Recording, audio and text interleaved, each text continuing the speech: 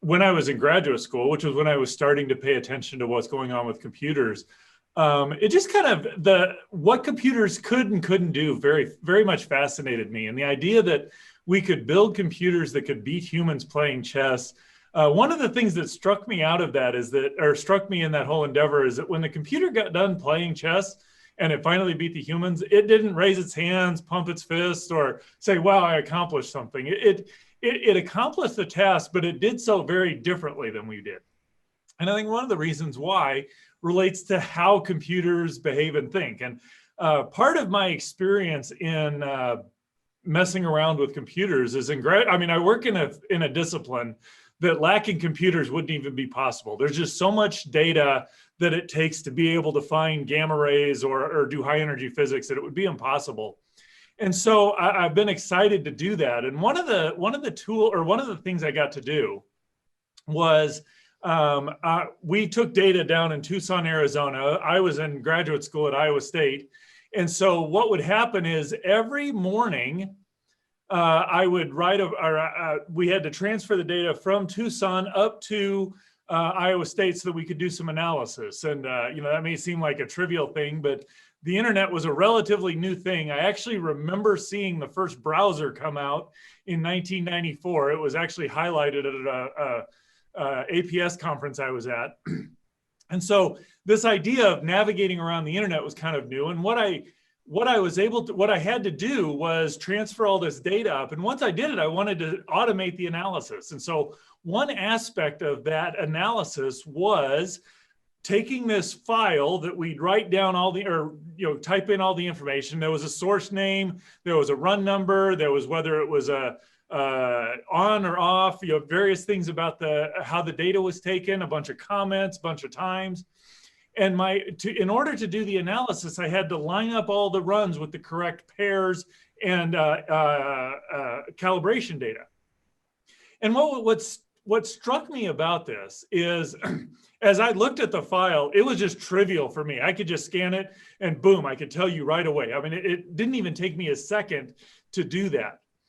But I had to write a computer program to do it. And so sitting down and working through that took me the better part of a couple of days to actually sit through and think, what in my mind am I doing? I had to go through, pick out every single step, make sure it got coded in. And it reminded me that I had to think about what I did. In order to be able to make computers do what I wanted it to do, I actually had to understand what I was doing to make it do that. And so that's why I'm really excited about what we're going to be talking about this afternoon, because we have Dr. J.P. Moreland to talk about intelligence and humanity and consciousness and these sorts of things, because that's really when you're searching for AGI, or this artificial general intelligence, that's what we're trying to replicate. And so if we're going to be able to do that, we have to understand it at a very fundamental level. And that may inform whether we're going to be able to do that. So, Dr. J.P. Moreland has got a degree in physical chemistry from the University of Missouri, kind of near and dear to my heart. My dad's a physical chemist, and so that was one of my first scientific loves until I found physics and just realized I like that even more.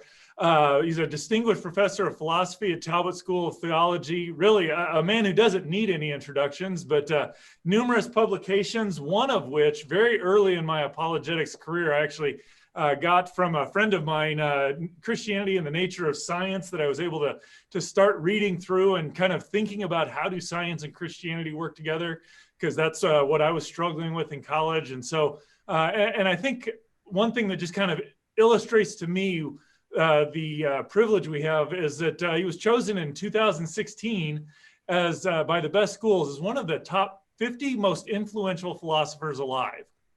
And so, I'm just really excited to hear what JP has to say to us today, and excited to hear and learn from what he has. JP, it's good to have you. Thanks for joining us here today. Well, Jeff, thank you. It's so good to be with you all.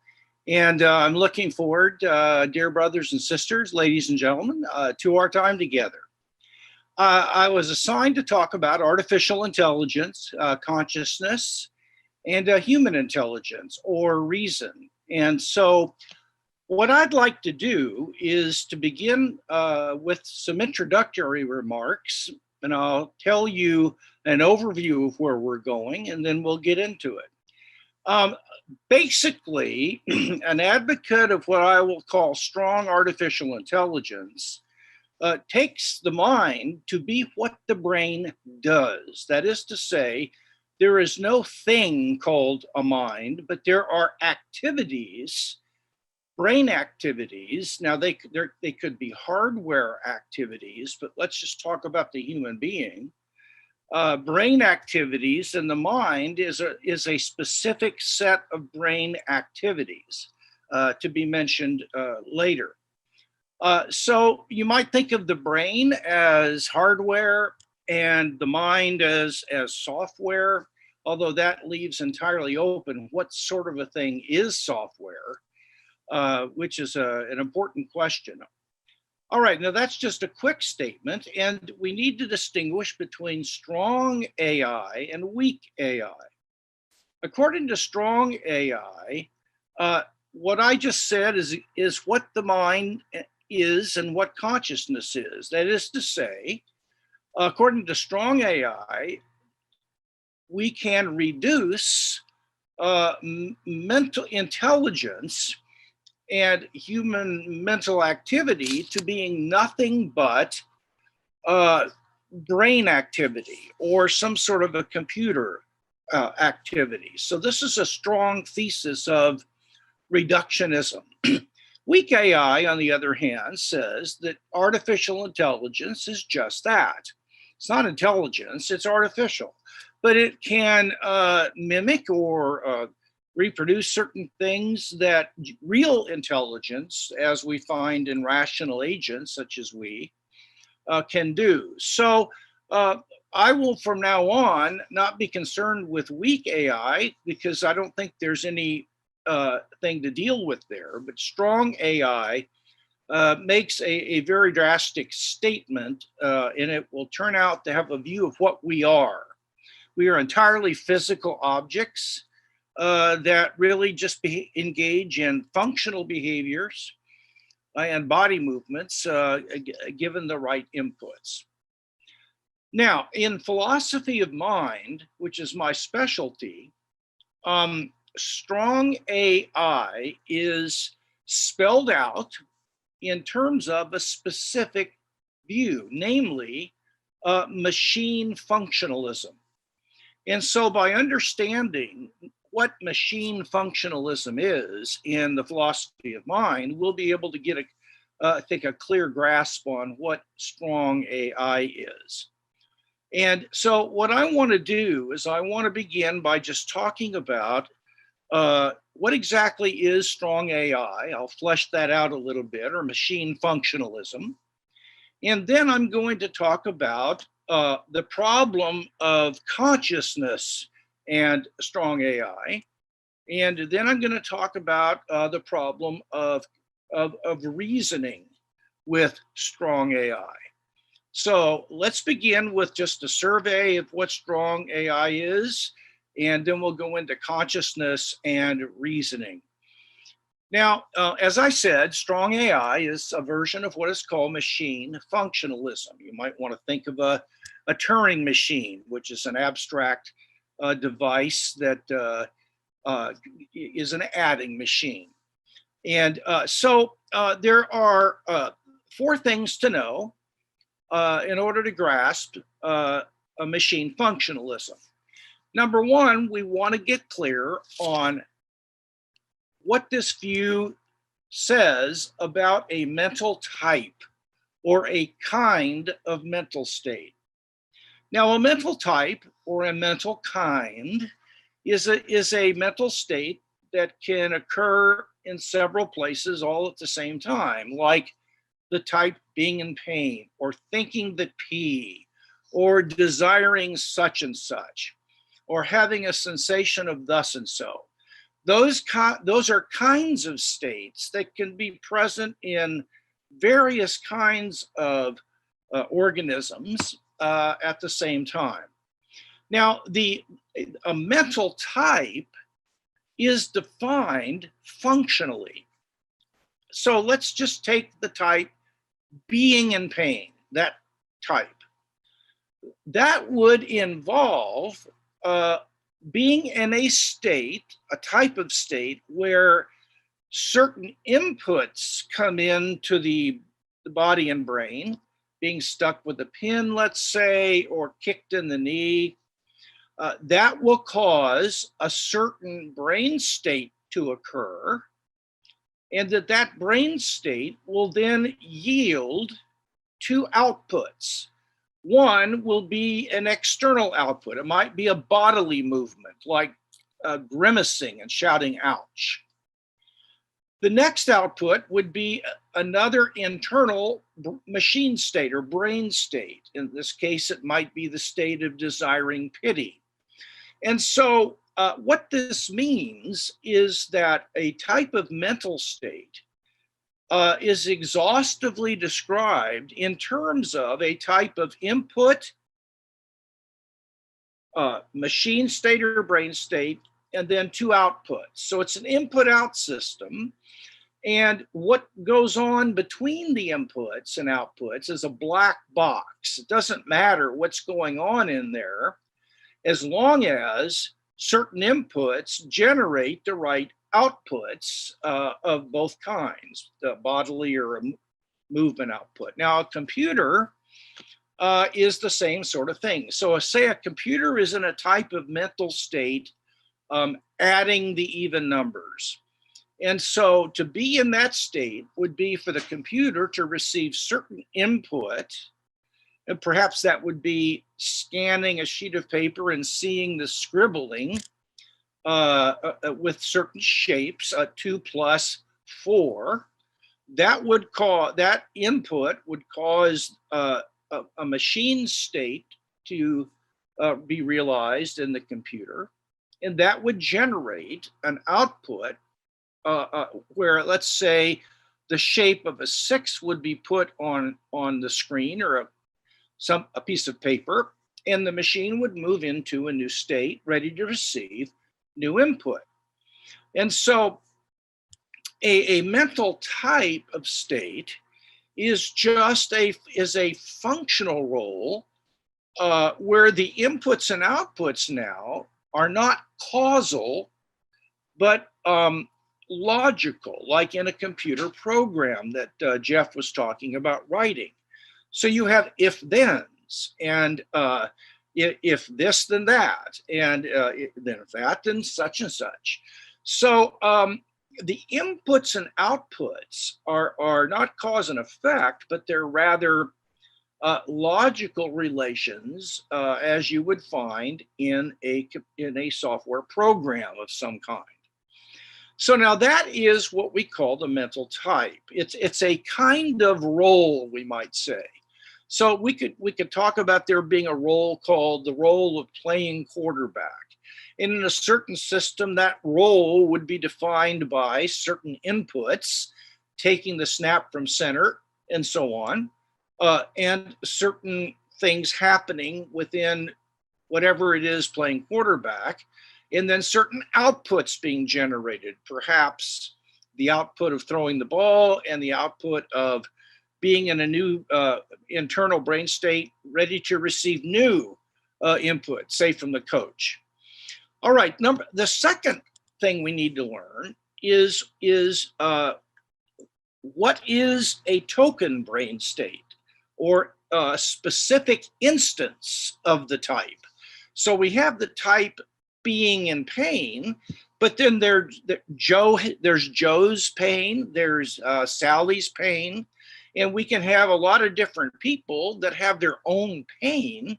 We don't share our specific episodes of pain, but we all share being in the same type of state, namely we're all in the type being in pain. So now just think for a minute about the functional role being a quarterback. And that's a type of role, different than being a tackle or a guard or whatever. Now, we can ask the question, can there be several people that are particular examples of that role? And the answer is yes, indeed. Josh Allen, Patrick Mahomes, Aaron Rodgers, and so on. And they're all individual examples or tokens of the type of role being a quarterback. And you might want to think then that a particular brain state in the human being is what is in the black box.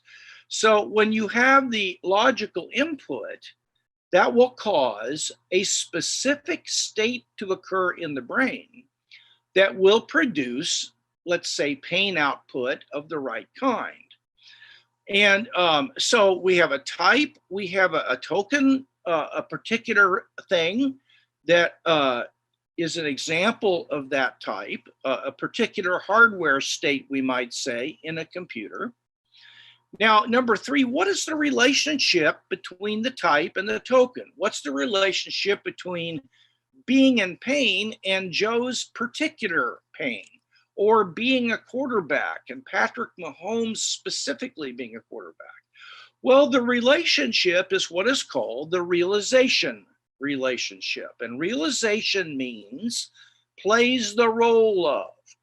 So what we have is there is this type of thing called being a quarterback, and Patrick Mahomes realizes or plays that role, and so does Aaron Rodgers, and so on. There's a type of state called being in pain, which is different than thinking about lunch. And there can be various brain states in different people that can realize that role. Remember, the type of being in pain is not a feeling of painfulness. It is rather just an input and an output system, where in the black box we'll have a particular brain state that is the intermediary between the inputs and the outputs, and it's what realizes the role. And so what we can have now is something called multiple realization. That means that all different kinds of brains can realize the role of being in pain. We can have a human brain. There could be a Vulcan brain if there were such things, or Martian brains. If God had chosen to create them, they would be silicon-based brains, but they would still be able to be in pain in the sense, not that they felt hurtfulness, but if they were stuck with a pin, let's say, they would have a particular sulfur-based brain state that generated an ouch and some other kind of grimacing, let's say.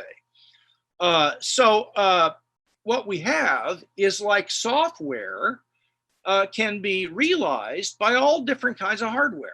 Doesn't have to, all computers and so on don't have to have exactly the same wiring and stuff inside of it. You can have a wide variety of what's in the computer as hardware, but they could all realize the role of adding or thinking about such and such if they all play the same input output. And so what we have here is number four. What is the unity of a mental kind? Let's take the kind being in pain. Now, what is it what unifies all pains into that class? Now, you may think it's being hurtful or a certain kind of feeling, and that's my answer, but you can't appeal to that if you're a strong AI, because that's an appeal to consciousness.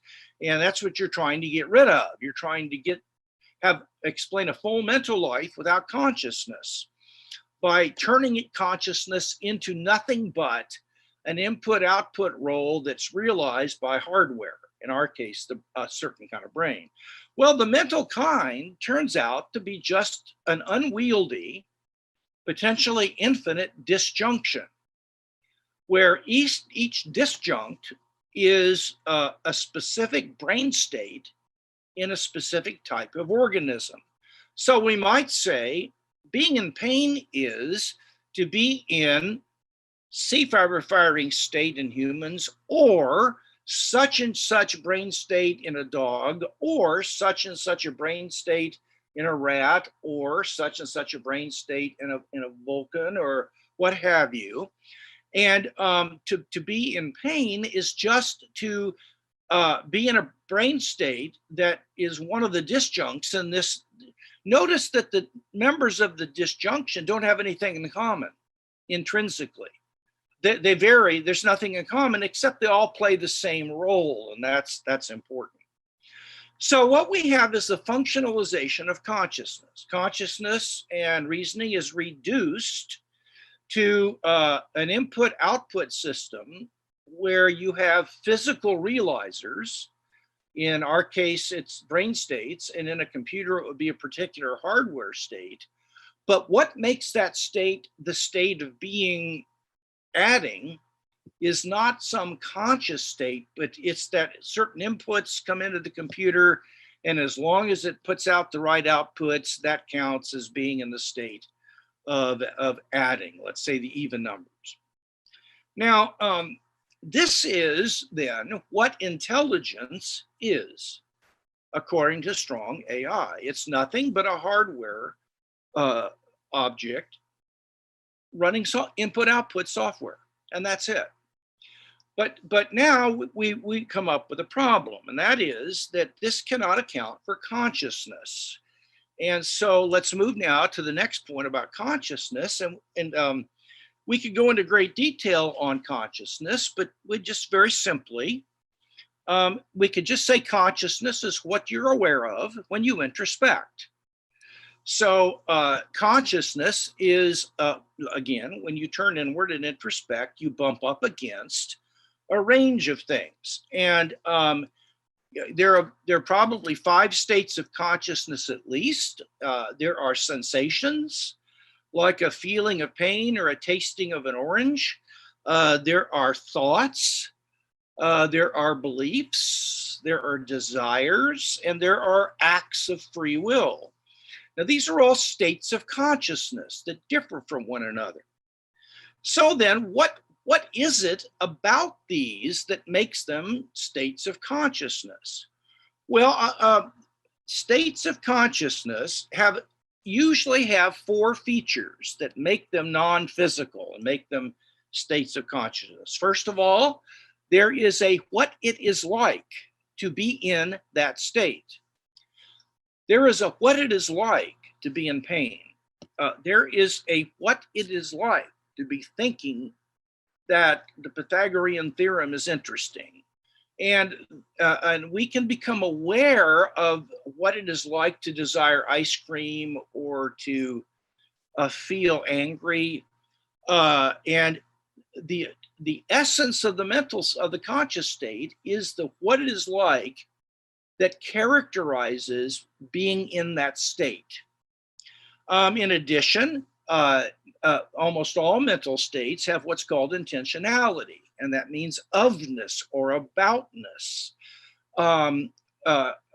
You can have a sensation of the lamp or of the greenness on the surface. You can have a thought of or about London. You can have a belief about Mount Everest. You can have a desire for or about consciousness. You can exercise your free will about accomplishing a certain task. So the point is that perhaps all, but the vast majority of conscious states, at least, have what's called intrinsic intentionality. There is a subject-object relationship where the conscious state gives to the subject that has them a sensation or a thought or what have you about something. So intentionality, private access is the third characteristic. We all have equal access to any physical object, whether it be a table, whether it be sulfuric acid, or whether it be the waves that are being produced by my various brain states, or the kind of electrical activity or oxygen shifts that are going on in the brain in different regions. And the reason I don't have any way of knowing about what's in my brain better than you do. In fact, the neuroscientists could know more about it than I do. But the good news is that we all have equal access, because why? Everything physical is publicly accessible. That means we all have third-person knowledge of it that we can equally access if we're trained. mental states aren't like that. You can have access to my mental states by observing my linguistic behavior and my body movements, perhaps. You can say, well, he must be in pain because when he got stuck with a pin, he's really shouting. But I have a way of knowing about my conscious states that's not available to anybody else. And that is that I have private access to them, that is in the sense that I can be directly aware of what's going on in my conscious life that is not available to anyone else. And then finally, all conscious states entail that there is a simple or single subject that owns or has that state. There are no thoughts without a thinker. Particular feelings of pain don't just float around the universe. They are always someone's pain. And so mental conscious states always have a unifying subject that has them. Now, the problem is that none of these things apply to the brain or to a computer or to what the computer does. There is no what it is like to be aware of adding numbers. There is no what it is like to grasp something. There is no what it's like to being an Apple computer. Now, there is a what it is like to being me. I'm aware of what it's like to be me, but there's no such awareness or sentience. You know, computers are zombies when it comes to consciousness. They're just bereft of it. There is no intentionality in consciousness. Maybe you've heard of John Searle at Berkeley's Chinese room argument, where he tried to show that the ability to do syntactic manipulation, given inputs and outputs, is very different than the ability to grasp semantic meanings. And he went on to argue that all computers are syntactic engines. That is, they can recognize shapes or other sorts of inputs, and they can manipulate that and generate another kind of output in the form of, let's say, a shape. But they don't grasp the meaning or the semantic content of what is going on. Like Jeff mentioned, when he was doing the computer program, there were semantic meanings. The issue of private access. I mean, a computer doesn't have private access to its own internal machine states. The tech engineer does, but the computer doesn't have that. And there are a whole host of other problems that I don't have time to mention. One of them, I'll just say quite simply, is that if you go with the machine functionalist view of what consciousness is, then it will turn out that thermostats and the nation of China are both conscious subjects. Because after all, a thermostat receives inputs, does it not? It goes into a specific internal state and it produces certain outputs. It'll raise the digital number or what have you. So it realizes a functional role. Take the nation of China. What if you had all the people in China lined up together and holding hands from the western to the eastern border? And a person from the country right next to the border in the west stuck the person who was on the border with a pin. And that person passed down through the chain. I've been stuck with a pin, I've been stuck with a pin, until it came to the very last person on the eastern border, who yelled to the person in the country next to him, "Ouch," and started grimacing. Well, the nation of China would realize the functional role of pain because it would perform the right output given the right input.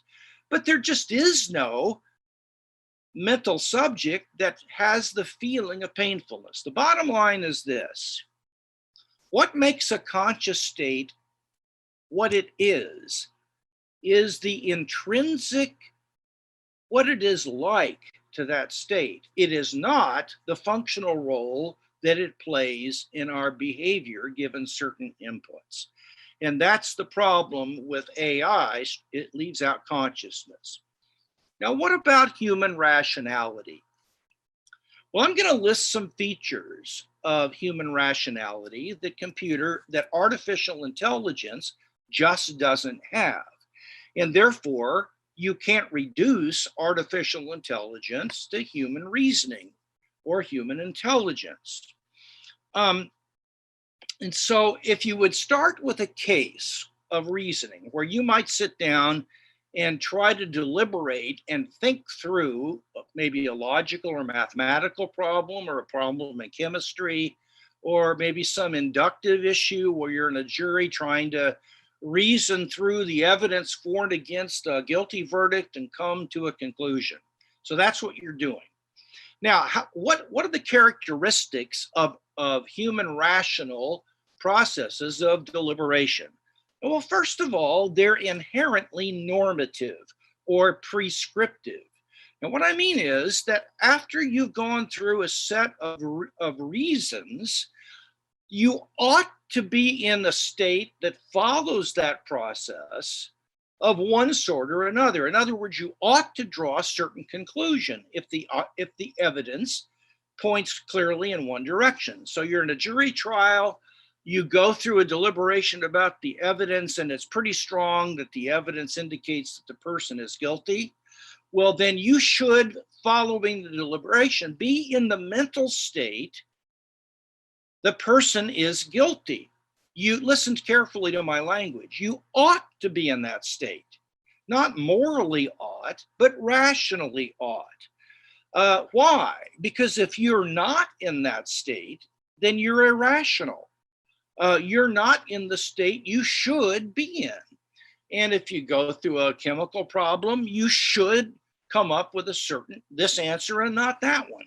That's why we can grade tests, because you can be in a mental state where you're in a state that you shouldn't be in. So there is an inherent normativity. However, computers are literally only descriptive entities. You can describe, but you can't prescribe a state. The only way you can do that is in a secondary sense, that maybe the machine isn't working the way the person designed it to work. Well, that's a different thing. That's not intrinsic normativity. That would be normativity relative to a mind making those judgments. Secondly, rational processes are teleological. Now, what do I mean? We engage in a series of steps of reasoning, listen, for the sake of an end. What end? Either gaining the truth or gaining the most reasonable conclusion. So reasoning is done for the sake of an end. It's inherently teleological, but no physical state is literally teleological. It only behaves according to efficient causal chains of one sort or another. So there is no teleology in material systems. Reasoning requires having semantic meanings. If I say, if it's raining, then it's wet, and it's raining, therefore it's wet, I have to grasp the meaning of it is raining. I have to grasp the meaning of it being wet, and so on, if I'm literally reasoning through the syllogism.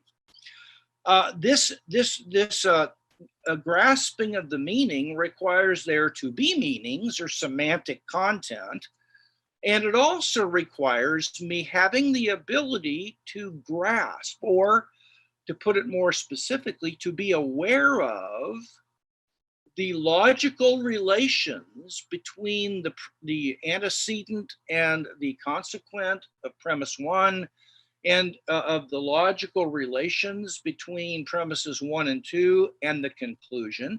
I have to be able to be aware or to grasp those logical connections. And if you're engaging in inductive reasoning, you have to be aware of the epistemic connections that are short of entailment, but they certain set of reasons gives support to or justification for a certain conclusion. And finally, there has to be an enduring self to engage in reasoning, because a process of reasoning, like I just gave you, requires that the same I that attends to if it's raining, then it's wet, is the same ego or I or self that attends to and it's raining, so that that same self can put those two together and compare and see what they entail and still exist as the responsible rational agent by drawing the conclusion, therefore, it's wet outside. But I would argue that any physical object that is composed of a lot of parts does not remain the same if it gains and loses parts, or if it changes its internal structure in some sort of another.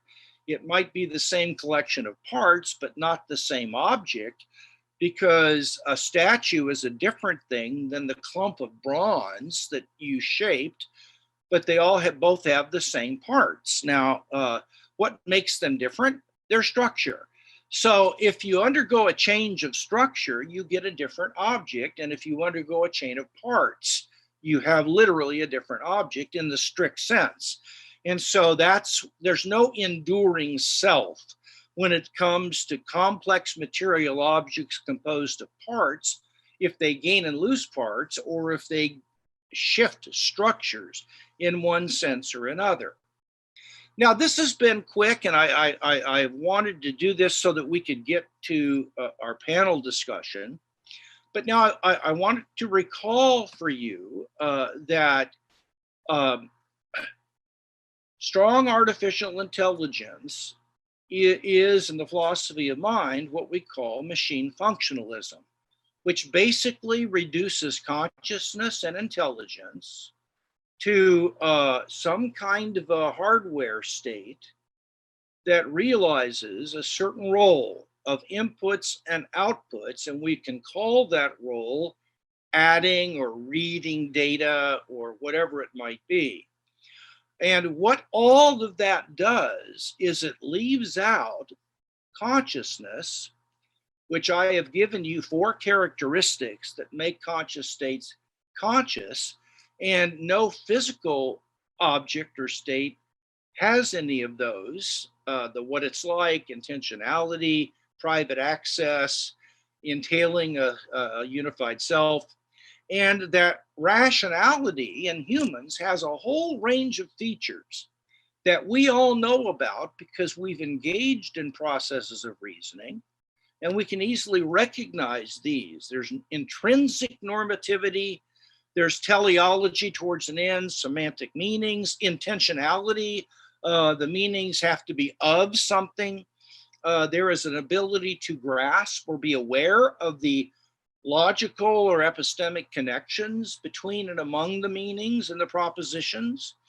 And there is an enduring self. So for these reasons, very quickly, I don't think that it's possible to reduce consciousness to being a Turing machine or any kind of machine. And if you're familiar with the Turing test for intelligence, I'll just say this quickly, I want you to notice that that test is entirely a third person test. But the third person perspective doesn't really get at the essence of consciousness and reasoning. That is made available from the first person perspective. So the Turing test is a derivative test. It is not fundamental. And the fundamental way that we know that we're conscious and intelligent is by simply being aware that we have that. So that's my lecture. So let's have a little time on the panel if we'd like, and we'll see where we go. Well, thanks, JP. I appreciate the insight and the articulation of what strong AI is and what that idea of machine functionalism and the discussion of consciousness and of rationality. I want to, before we get into the discussing here, I want to introduce George Haraksin, who's going to be our panelist today. He's got a degree in comparative religions from Cal State University Fullerton. He's got masters in philosophy and ethics from both Talbot and Talbot Theological Seminary. I actually studied under you, if I remember correctly. Yeah. Claremont Graduate University. He's adjunct professor at APU, Tozier, Simpson, been a pastor at New Song Church. So has a lot to bring into this discussion here. So George, I welcome you to our conversation today. Thanks, Jeff. It's great to be here. It's fun to listen to JP again and smile with him. So I'm one of the just to kind of get the ball rolling here.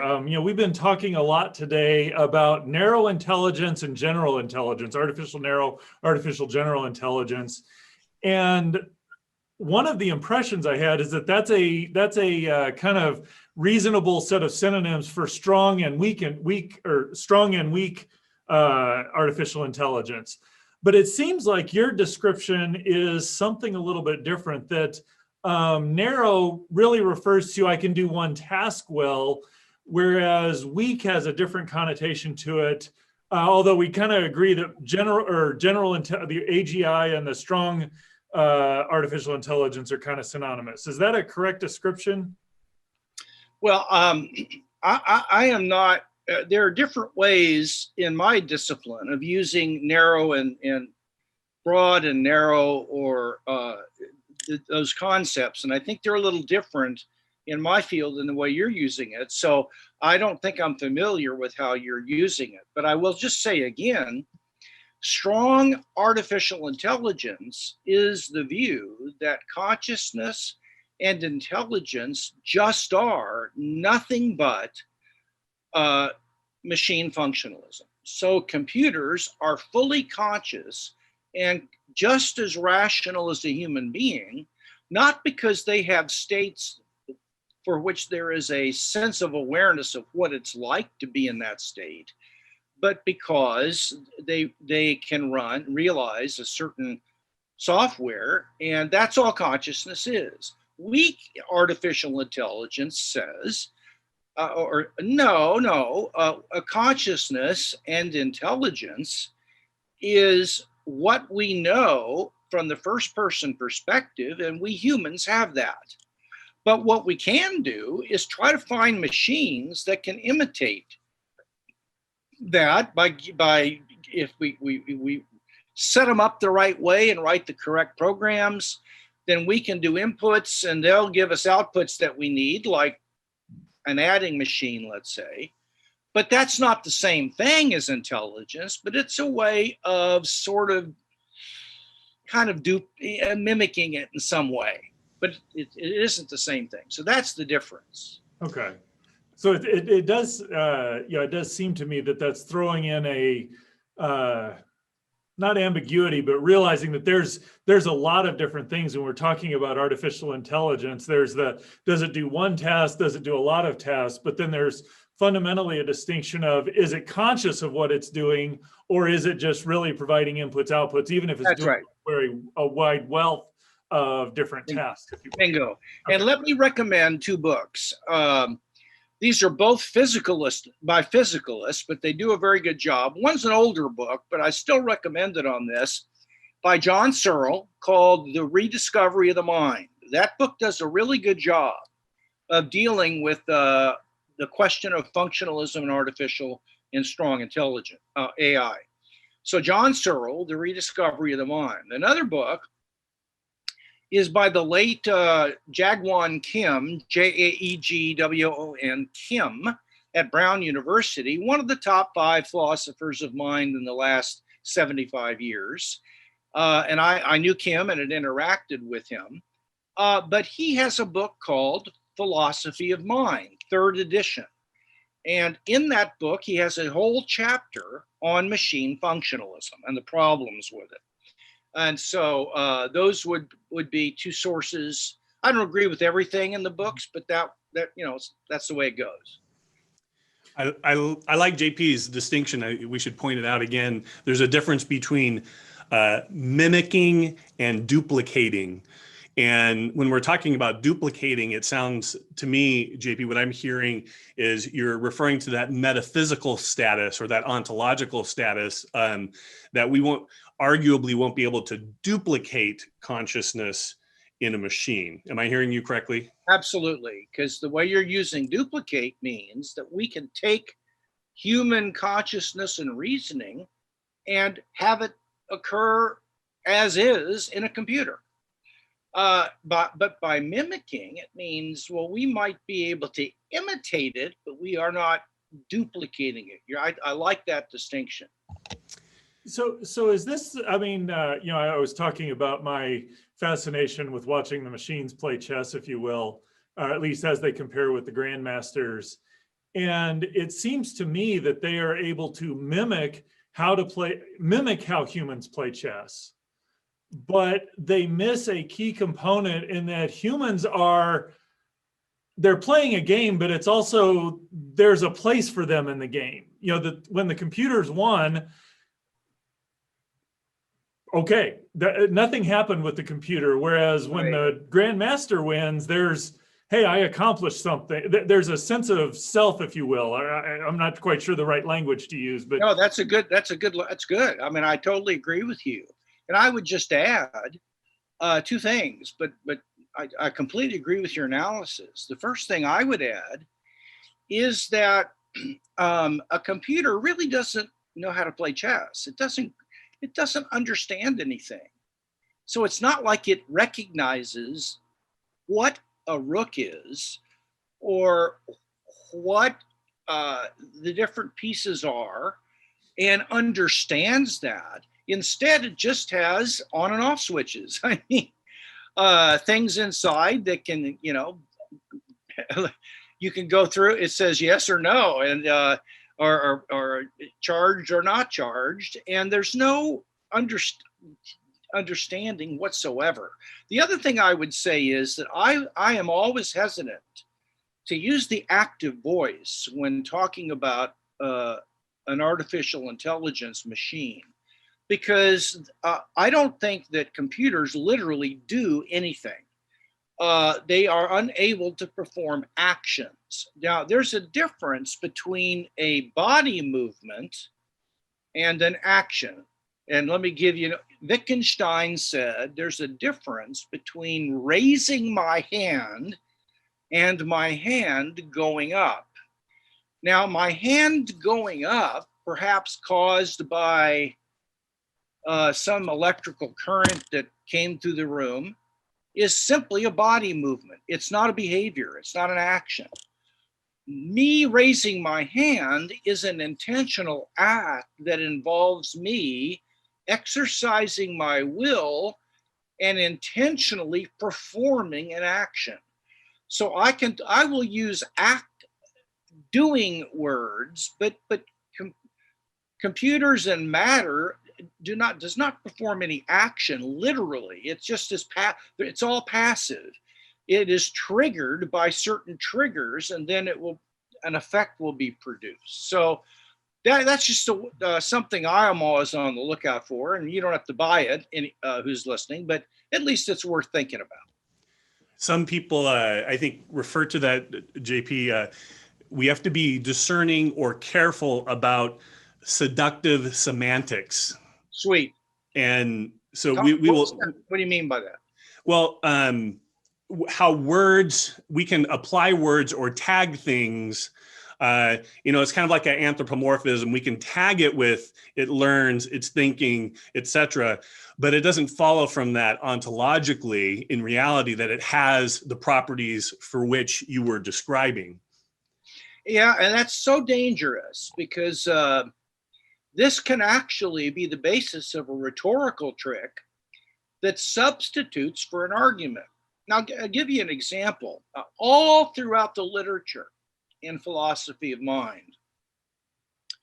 If you argue for a soul, or you hold that there is a self or an ego or a soul or mind, and the arguments for that are extremely strong, but if you hold to that, you will find physicalists that are constantly saying things like, well, there comes the old ghost in the machine again. Apparently we believe in spooks and ghosts, and so they're trying to associate a dualist who believes that there's a substantial self with people who believe in ghosts and spooks and UFOs or whatever it might be. And that is a rhetorical trick to cast suspicion on dualists without arguing against them. Now, they do argue as well, but you're absolutely right.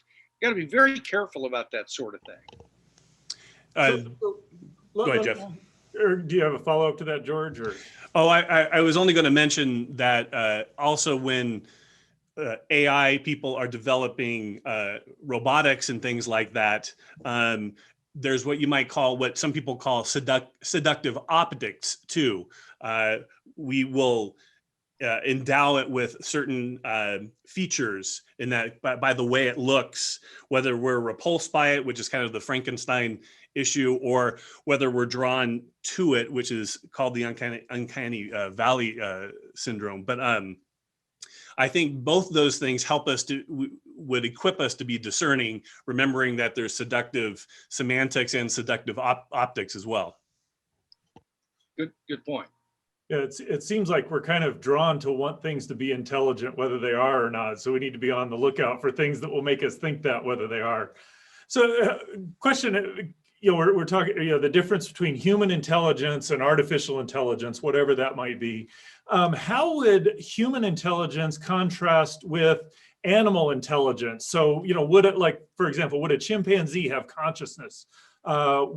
Is there a way to distinguish humans from animals? Yes. To help clarify the difference between us and any search for artificial intelligence? Yeah, good literature on this. I'm going to recommend one source that will be, I think, very easy to read. It's only one chapter in a book, and it's a book by Oxford philosopher Richard Swinburne.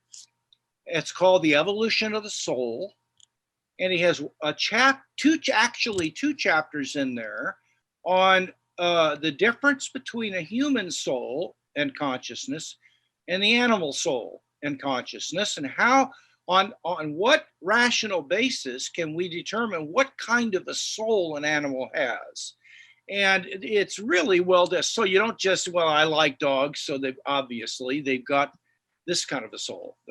But I'll just say real clearly, matter is incapable of being conscious.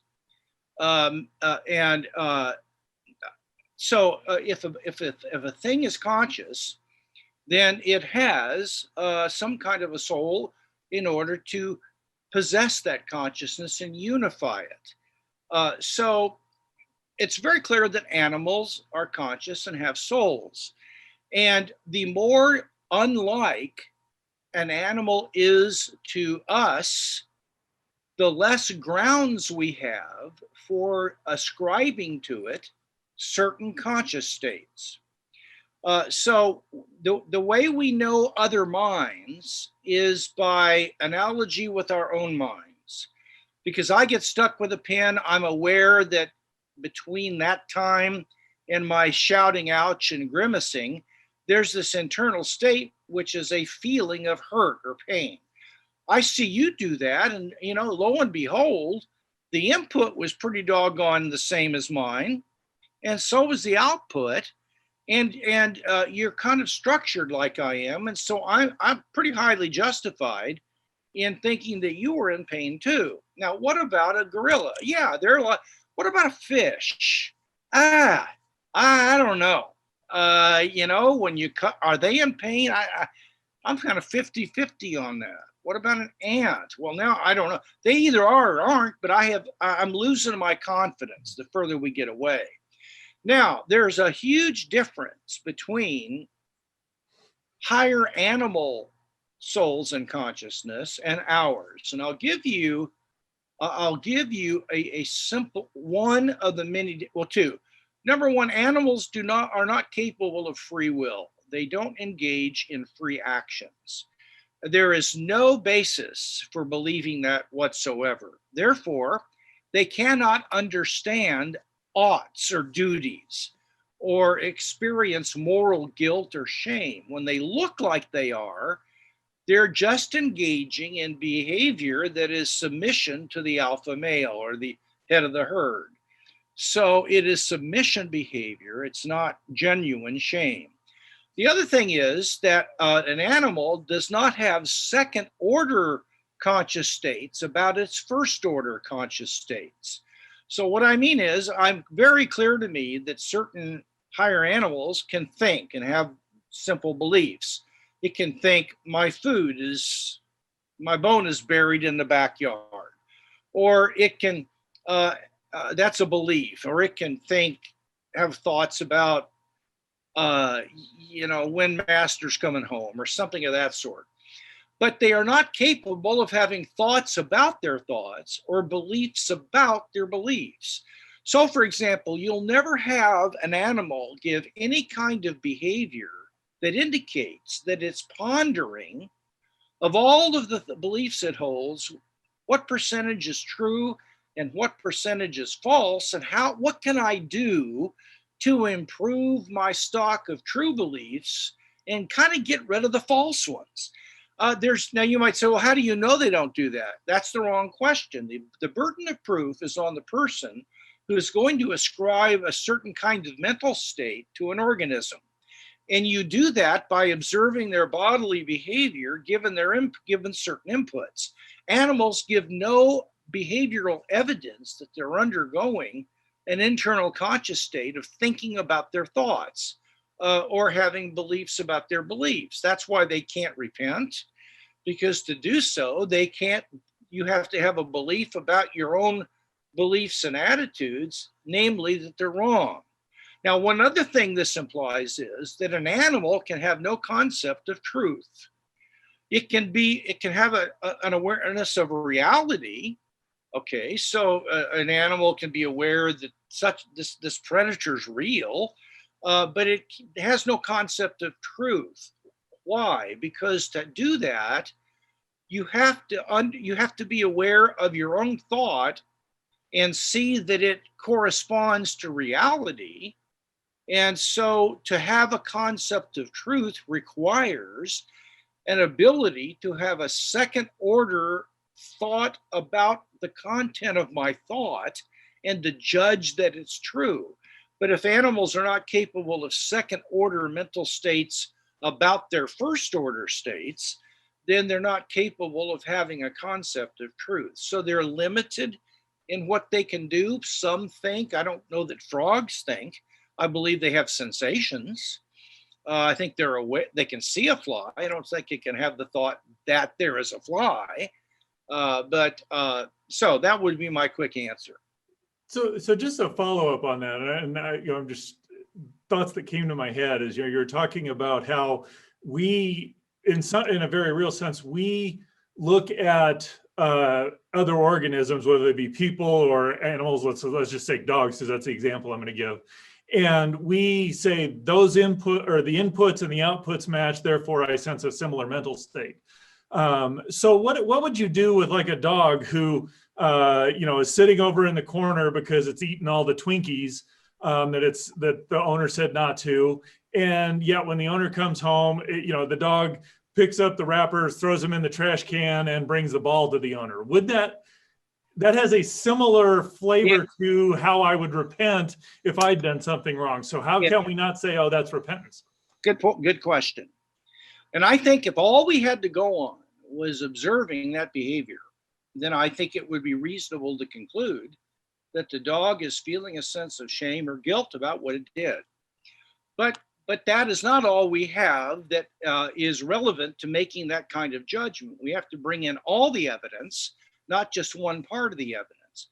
And I'm going to claim that the evidence I'll suggest to you it overrides the evidence that you've given for the animal feeling shame and guilt. And that overriding evidence is based upon the Occam's razor, or the principle of simplicity.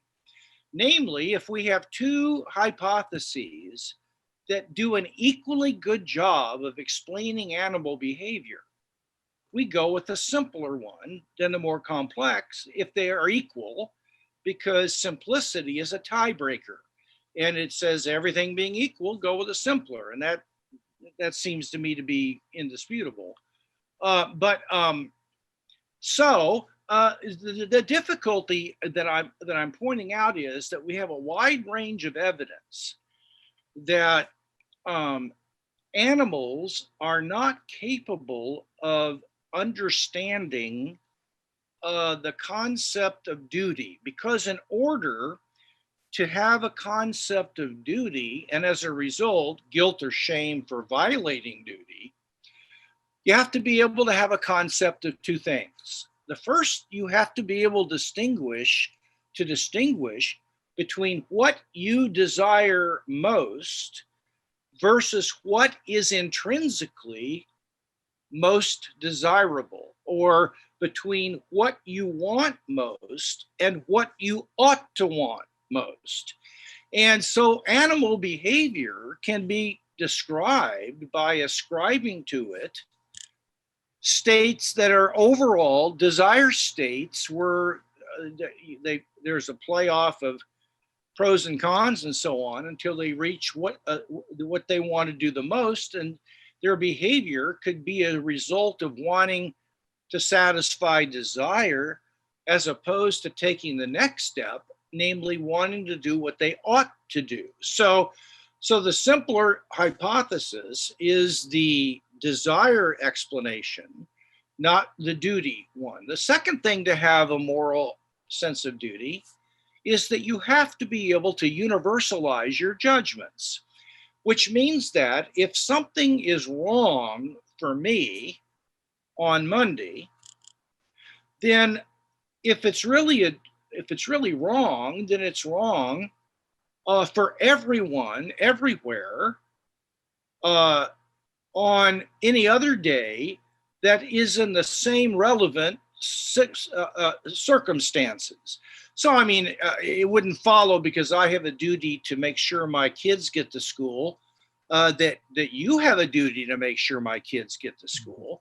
That would be a difference. But if it's all the same, if we compare the cases, then if one has a duty, all the other ones do, unless there's a relevant difference in them. And so moral judgments are we universalize them. And that's why relativism is actually not a form of moral reasoning. It is an anti-moral position, because judgments aren't universalized. So there's no evidence to believe that animals can universalize their judgment. For example, there's no reason to believe that a dog can have the view all crocodiles are dangerous, as opposed to the belief, generally speaking, crocodiles are dangerous, because you can explain animals' avoidance behavior by just attributing to it a belief that, generally speaking, crocodiles are dangerous. So you don't have to go the stronger route and ascribe to it the universal generalization, because there's a simpler explanation. So that's why I think that those reasons tell me that they can't experience moral shame or guilt, because they have no concept of universalizability or intrinsic duty. So I have to explain what they're doing. And I think what they're doing is avoidance behavior, to avoid being hurt, or to avoid losing power in the herd, having the like I said, the power sources in the herd come down on it and whip it or make it go outside. So I think it's a response avoidance kind of a thing is what I would say. Very good. George, you have maybe bring us back closer back to the artificial side instead of the animal side. No, I'm glad you asked. JP. The artificial side. Well, it seems like just to make a bridge between those two ideas, it seems like, at least in our culture, we tend to raise the status of the animal today, or our dog, our pets.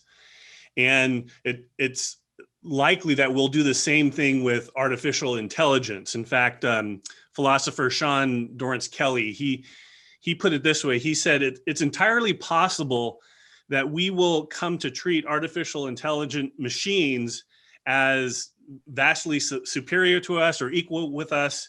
And he said that we will naturally attribute to them creativity and other properties that human beings share. But he said, should that happen, it will not be because machines have outstripped us. It will be because we will have denigrated ourselves. Well, go ahead, George. No, all I was going to finish is there's that we have this capacity to sort of raise the status of other things. At the same time, though, ethically, we may be denigrating ourselves, and that's something to think about and to be aware of. Well, I think you're absolutely right. And I think we have a tendency to believe what we would like to believe. And so I ran into a vet, and I had mentioned that animals have souls. And she said, well, you know, I know that my dog loves me. And I said, well, you know, I have to tell you, I don't think so. I think your dog desires you and has a desire for contact and being physically close. Well, she decided what the dog's conscious states were or weren't based upon what she wanted them to be, and based upon projecting her own states onto the dog. So what I'm suggesting is, I mean, if they get, you know, and this is going to happen, if they get robots where they can express a romantic language, and they have attractive female bodies, then they're going to be guys that won't get married. They're going to shack up with a robot, and what they're going to do is ascribe to that robot feelings and emotions toward them, because that's what they want, and because it's easy to do that if the robot looks like. The closer it looks to being a real woman, then it's easier, because we don't stop to think about what's really going on. We go on the basis of surface appearances. And so you're absolutely right. What we Christians have got to do is to think carefully about all this. We can't just go by what and be wowed by the technology that without seeing that there are differences here. You're absolutely right. You made a statement during your talk, you know, and I think it was specifically when you were talking about the definition of consciousness or intelligence that is effectively machine functionalism, that if you're going to go with that, which is a very physical view, then there's a whole lot of things that have consciousness. So it seems like, you know, so that's where, you know, the state of China has consciousness, or an airplane. Right. I know it wasn't an airplane. You give a different example, but thermostat. Thermostat. Yeah. Okay, that's it. Airplane's more fancy thermostat, I guess. But it seems like we're in this fundamental distinction or tension that if we're going to take a machine functionalism approach, then more things are conscious than we really want to give credit for. And yet, if we argue that consciousness is something that's non-physical, then that undermines this idea that we're going to generate something truly strong AI. Accurate assessment of what you said, or? Absolutely. You nailed it. You absolutely nailed it. I completely agree. Where do you draw the line on which functional system counts? Mm-hmm. You know, if all input output, then you nailed it. Can I give you a quick example here? Would you mind? Okay. Go ahead. You know, when I'm stuck with a pen, I have a feeling of hurt. And then I will give an output where I will maybe grimace and shout ouch, and I might go into a new state of kind of feeling like I want somebody to pity me. Okay. So now that pain, there are two things true of the pain. First of all, it has an intrinsic characteristic to it that's internal to the pain itself. And I can only call that and report that it's a certain way of feeling a hurt of some kind, just throbbing and hurts. The other thing is that it does play a role between inputs, getting stuck with a pin, and outputs, shouting ouch. Okay. Now, in that case, the intrinsic character of that conscious state and the role it plays match up. But what if they went in different directions? What if God made me in such a way he just was going to have fun with me?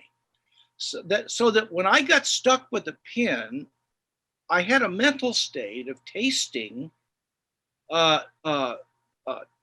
chocolate chip ice cream that was very pleasurable to me. And that caused me to grimace and shout, ouch. Okay.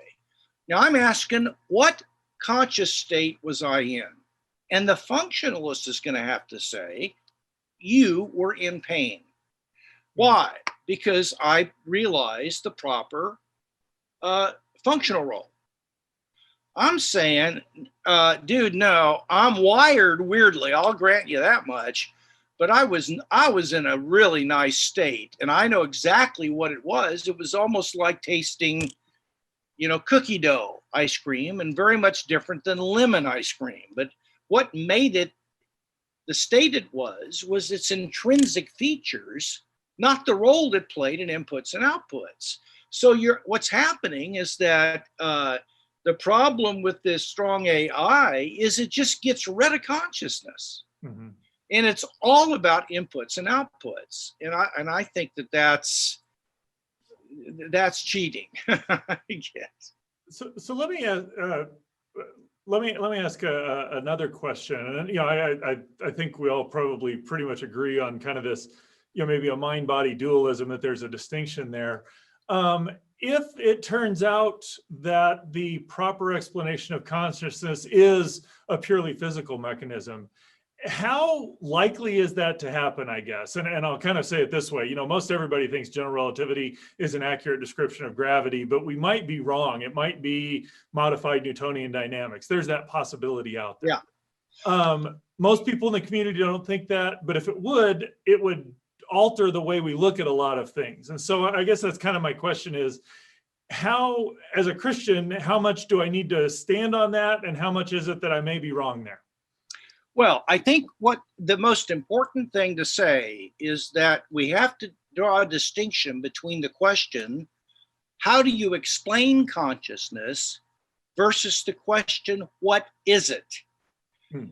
Now, I don't care. I have no idea how consciousness arises in me. Sometimes it's the physical process, like getting stuck with a pen. Sometimes I have a conscious state that's caused by another conscious state. I feel thirst, and that causes me to desire a drink. Sometimes I cause my own conscious states by willing to think about something. Mm-hmm. So the question is not explaining what consciousness, what causes it to exist.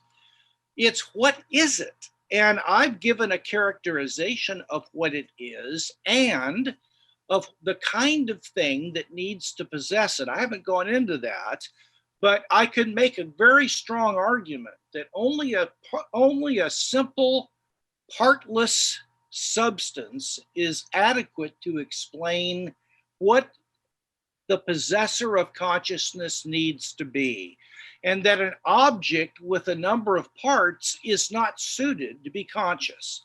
So it may be, let's suppose that we develop a machine that actually gives rise to a genuine consciousness. I'm going to have to say that physical state was sufficient to cause the emergence of a new soul, and that soul possessed consciousness. I wouldn't say that the machine did. I would say that it satisfied the right physical conditions for a soul to come into existence. And it would take a long time to go further than that, but that's what I'd say.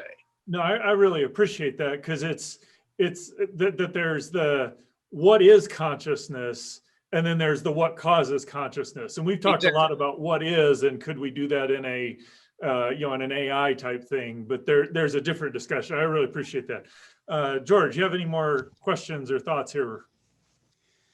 JP, both you and I was a pastor for 20 years. You've planted churches, your heart is for the church at the same time. Can you mention in your mind just how important this is to be studied in that realm too? Many of us are connected to various churches and pastors in that. A lot of times we'll replace mind talk with brain talk. The idea of the soul, the word is used, but it's not given a robust definition. I know from the article last year I think it was in Kyoto, Japan, a Buddhist temple is partnering with AI technology so that when you enter the temple, they have an AI robot will preach a sermon. And things like that. So these different areas will emerge. What comments do you have or suggestions about how the church should wrestle with this? And let's leave it there for now. Well, I wrote a book called The Soul, How We Know It's Real and Why It Matters. And it's written at a level, okay, where I think lay people could read it. At least that's the feedback I've been given, and get something out of it. Now, so why is that important? Well, we are living in a culture that is heading more and more toward scientism. That is, science, the hard sciences are the only field that can really tell us what's real and give us knowledge. And religion, all this stuff is just make believe, and you can believe it if you want, but doesn't have anything to do with reality. Now, one place where that's showing itself is in what is a human being. And if we adopt what I'm calling physicalist viewpoints, then it's going to make life after death very difficult to believe in, because it would seem that you're annihilated when you die. And physicalist Christians tried to revive that, but it's a pretty tough sell. Free will is going to go by the board, because if you're a material object, you're going to behave according to your inputs, and that's either going to fix the chances of what you do, or it will determine one of the two. And so there are a lot of things about us that we will lose, and this will contribute to the degradation of human value, just like you pointed out, George, when it comes to the degradation of us as we include more and more things into the human family, as it were. So I think that's why this needs to be tackled head on. Our theology is a body of knowledge. It's not a body of beliefs. It's a body of knowledge. And so I can't argue for that now, but that's what's at stake here. One follow-up to that, JP. We have a lot of scientists in our community here, obviously. Yeah. We also don't want to denigrate. No. Obviously, and you haven't done that. How would you like to see philosophers and neuroscientists partnering together, in various projects in that? Because I think sometimes you mentioned in your book, The Soul, which you talked about, it's a great little book. You talk about how the findings of neuroscience are largely irrelevant to the debate, but yet we learn a lot through neuroscience too. What kind of relationship do we want to have so that we can partner? Well, I think I've spelled this out. I'm not trying to sell books here, because I know the audience isn't that big, but I wrote a book called Scientism and Secularism, which is my take on the relationship between the two and how a Christian ought to approach these things. But I think that neuroscience is best when it comes to trying to figure out what causes conscious states and how we can reshape the brain to help people change, let's say, depression or whatever it might be. And so the brain is absolutely crucial for the functioning of the soul and the mind and of There's a very deep, intimate causal connection. Now, when the question is, what is this? What is the possessor of consciousness and what is it?